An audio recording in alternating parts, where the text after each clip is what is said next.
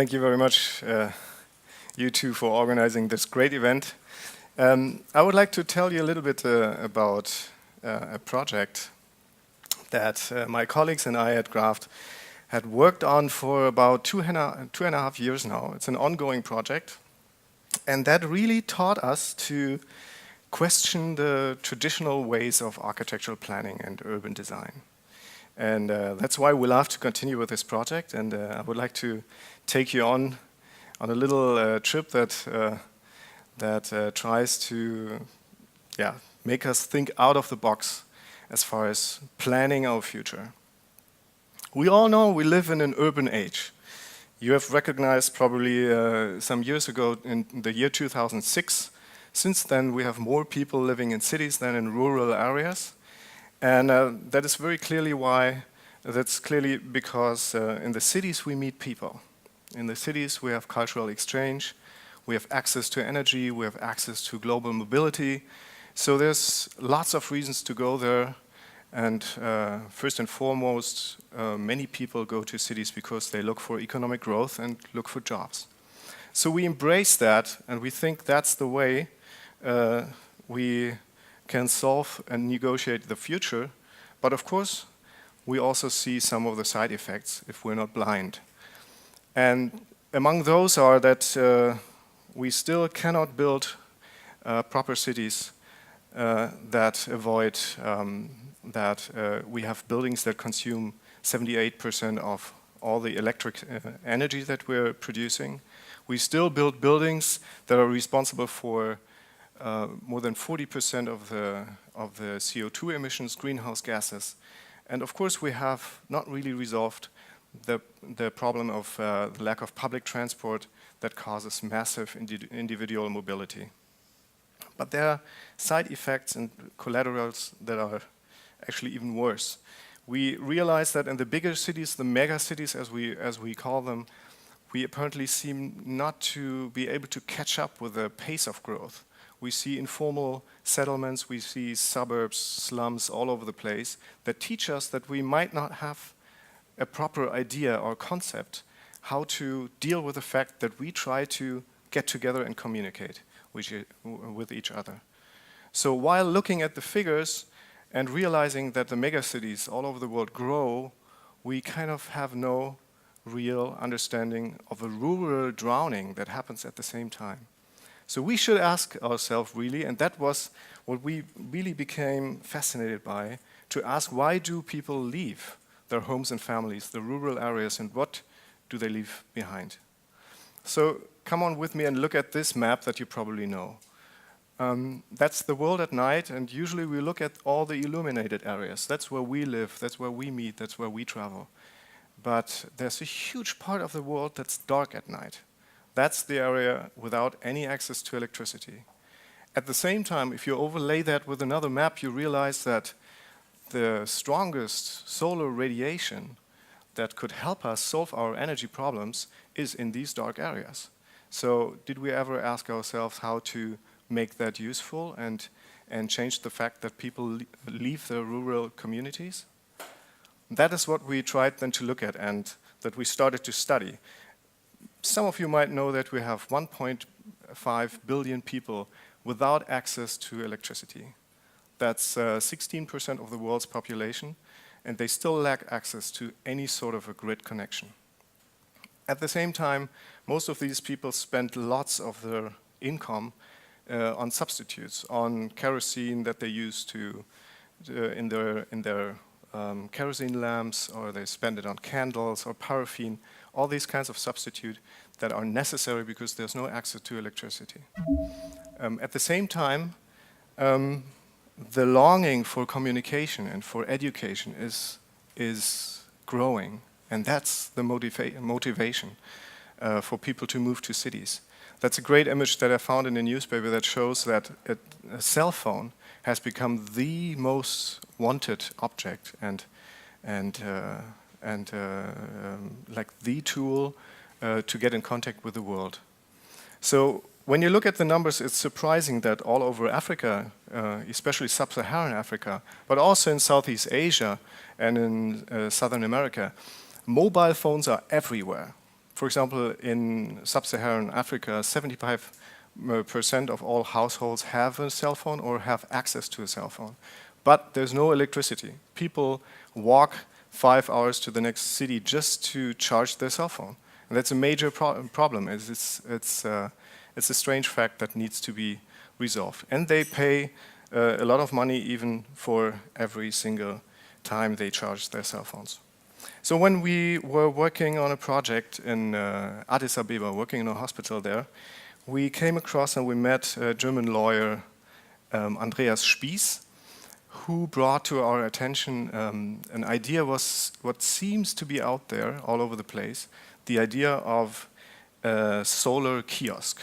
And we started to talk about this and started to think about how could we produce energy and make it accessible, even sell energy in a little shop unit to make it accessible for everybody in the countryside who could go there, charge their cell phone or charge a rental lamp even.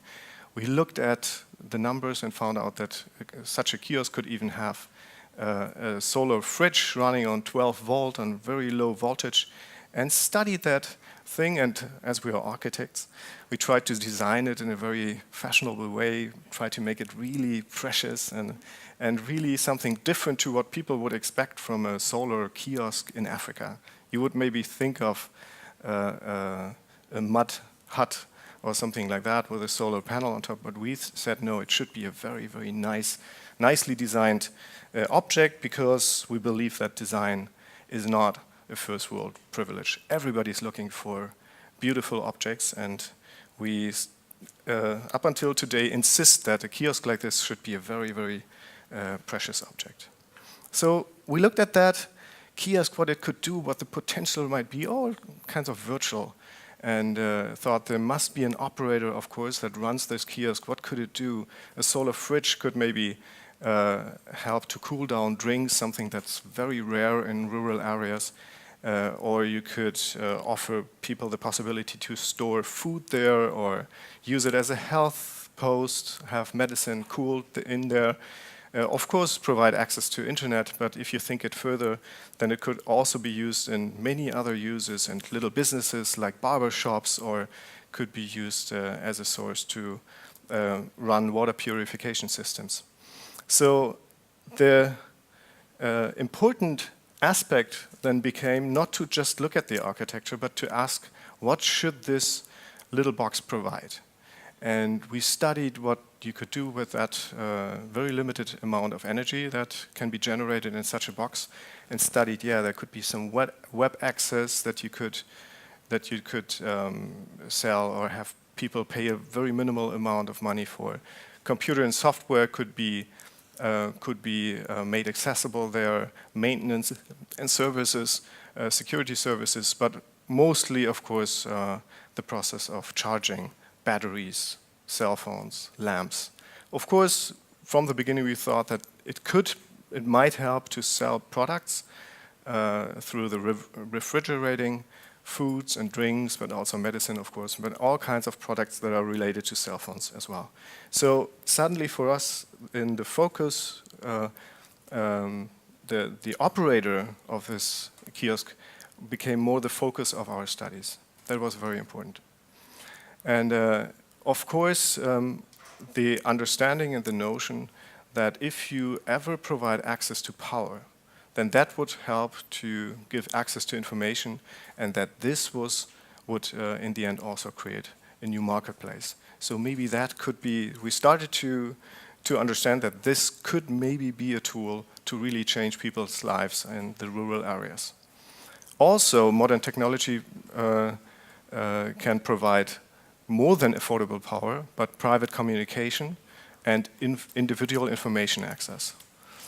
So when we started thinking about all this, we realized, of course, you need to visualize to convince people of such a concept. And as far as we're architects, we produce lots of renderings showing what a hut like this could provide. And if you imagine local communities, rural communities being able to follow soccer games during the World Cup in South Africa, that is a vision. That is something that we were really trying to work for. But if you look at a village like this, with a little hut. Some of you might have looked it up in the image, that in the end, at night, is the only source of light in the village. Then you can imagine that the use of such a little box could also be to become a local center of communication where people gather, meet, exchange their ideas, and so on. And we did some of these drawings and renderings showing that it is not only about solar energy and photovoltaics that we thought about, but that you could also power telephone, cell phone antennas. You could come up with a very open technical systems that are that allow you to even plug in small wind turbines to come up with a modular setup that can grow over time and maybe even react to the very different local conditions in each local community.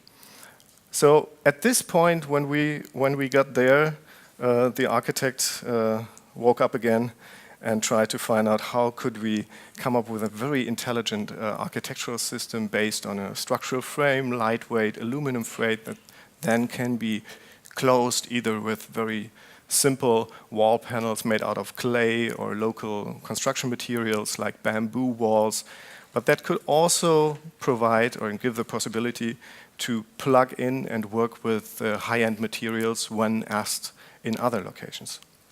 So I started to think about how could this box maybe grow and adjust to local conditions, rendered these images showing that the aluminum box that we designed could modularly grow in an elemented fashion, and at this point we're ready to go for a next round of financing. Actually, we found 2 more people who came on board.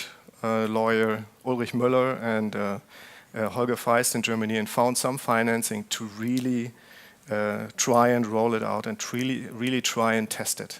So together we decided to build a first prototype and find out if that box could really work. In the beginning, all parts we thought could have been and could be produced in Germany.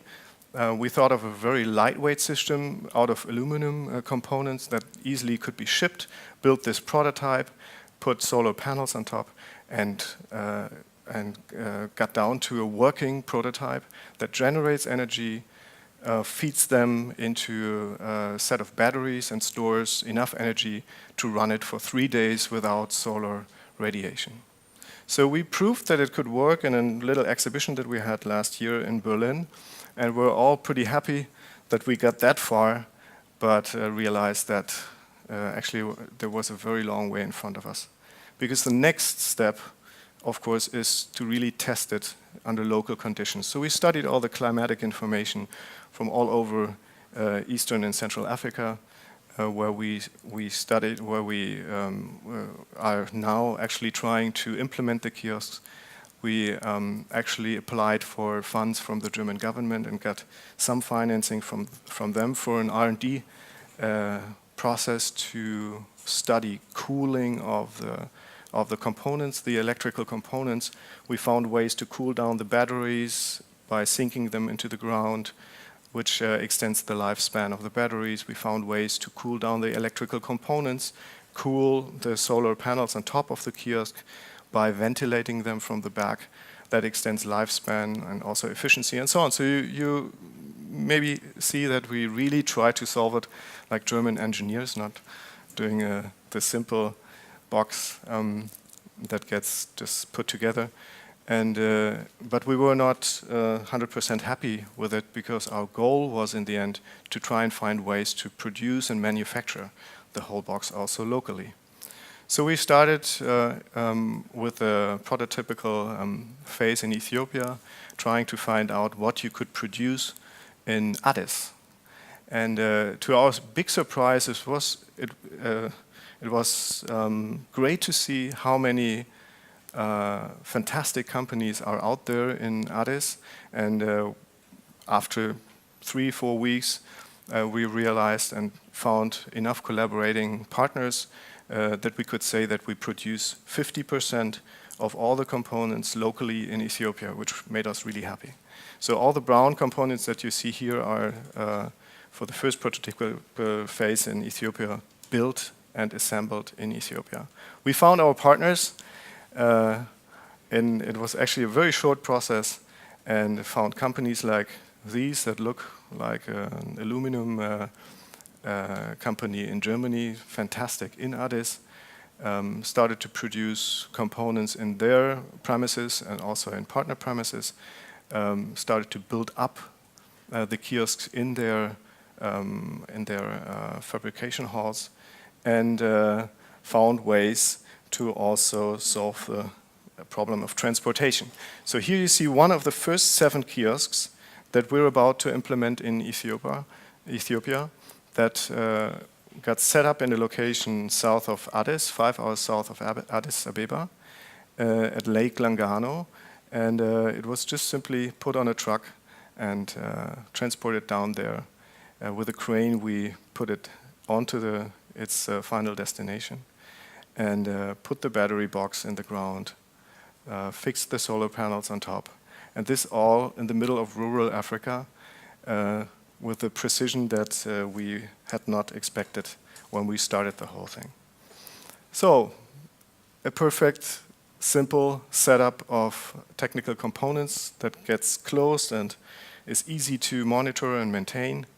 The very contrasting images of local traditions with a high-end, high-tech object, and we felt that they communicate very well with each other, is my feeling. And it was a great, great event to implement this first kiosk and then see it also being inhabited, incorporated, embraced by the local community and the local population. So we had it set up that 5 minutes later it was running, up and running. We sold the first drinks, and people were stopping at the adjacent road all the time and asking what this piece is. But the real mystery, the real magic unfolded, of course, at night. You can imagine that the kiosk starts to be illuminated at night, and it's the only source of light, apart from cars, of course, driving by, in a very, very wide, big radius in this location. So finally, we brought it to work in Lake Langano, found an operator there who you see standing in his kiosk very happily with his son, and they actually made it 2 weeks later to the German weekly newspaper Spiegel, who were asking, what was happening there, Mr. Dalu Kabato? So, and he told the story of the strange Germans arriving somewhere there and how this changed his life. But to come back to the beginning of that little story, what was really surprising for us was not to make a big plan maybe for cities to grow or like draw it up on a master plan how villages could develop over time, but to think more of strategic tools that should be given to society to grow themselves and to solve the problems and the planning themselves. And since we put this one kiosk up and studied what it could do in the future by, for example, attaching some components to that initial mini structure, we are studying how whole local and rural economies could completely change by using a component that generates its own energy and that feeds back exactly to the local communities that what they need most. So we hope that we have come up with something that will make us learn even more in the future, and that we could use to maybe as a catalyst for rural development, and not as a master plan that gets overthrown over rural areas and communities that need to that want to develop themselves and want to look at a brighter future. So we hope that this project will continue even further, and that maybe we find more people who are deciding to spend not too much money on their beauty products, but maybe on something like this, and that we can, by just supporting growth help more than coming in as a European planner and talking to people how to develop their cities from the top. So I hope this will make our world maybe a little better. Thank you.